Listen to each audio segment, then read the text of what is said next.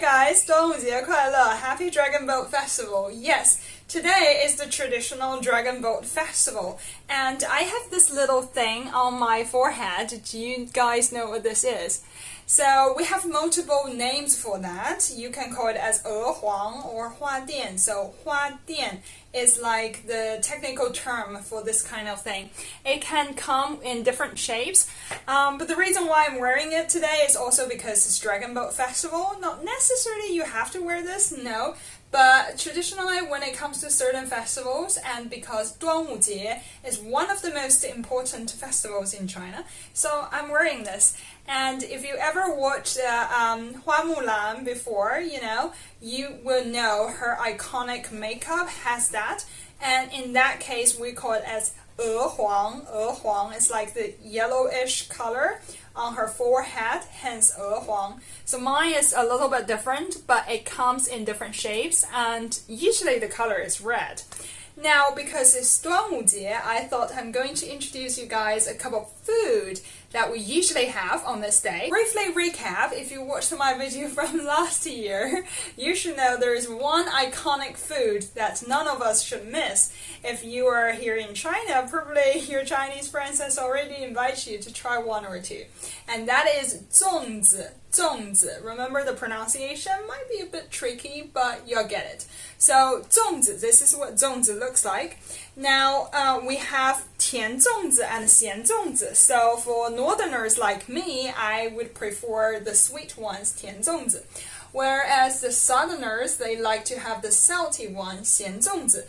Usually their mints are meat-based ingredients and slightly oily, but it's very, very rich. Now for us northerners, 甜粽子 can have all the ingredients that as long as it's sweet.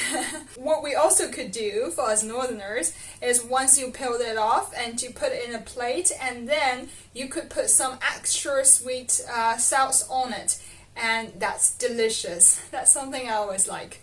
Now, apart from zongzi, there are other typical food that we have.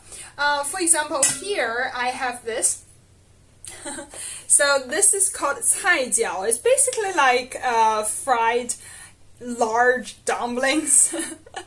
And we're supposed to have that on 端午节, which is today. You could also have 糖糕, which is another version. Now this is the salty, like a giant dumplings, like this. And for 糖糕, I don't really have one, but here's a picture. Now, it usually come in the shape of round, and it has sugar in it and the sweet ingredients. Also, we have salted duck eggs. I only have like a wrapped up one, but you can guess the idea. The reason why we're having that is because traditionally, per Chinese medicine, the salted duck egg has a cold nature, and it helps with the heat stroke during summer and sore throat as well. So it's supposed to be very helpful, along with helping with toothache. Besides that kind of egg, which is quite normal but per its shape, I have this kind of egg. So I don't know if you guys ever seen this, and frankly, a lot of like Westerners don't really like this. So here, we call it 皮蛋 or 松花蛋.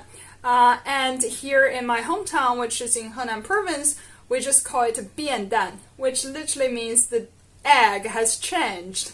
So we call them 变蛋. So it has this beautiful color, and it's transparent.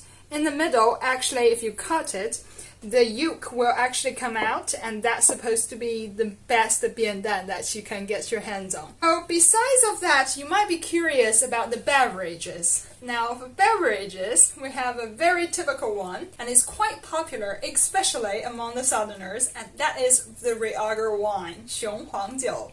In the ancient times, people believed that drinking Reagar wine can be an effective way to cure disease and drive evils away. So besides on 端午节 we drink Reagar wine, 雄黄酒, you will also see 雄黄酒appears in so many Chinese ancient literatures, especially when it involves with evil spirits.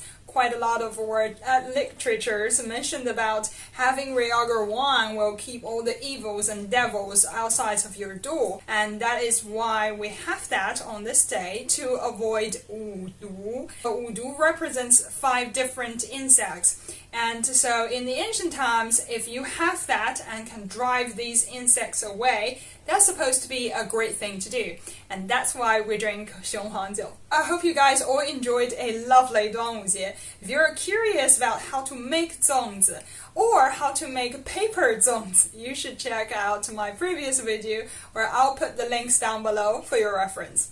I'm Stephanie. If you enjoyed today's video, and give me a like and feel free to share it. And I'll see you guys next episode. Bye bye.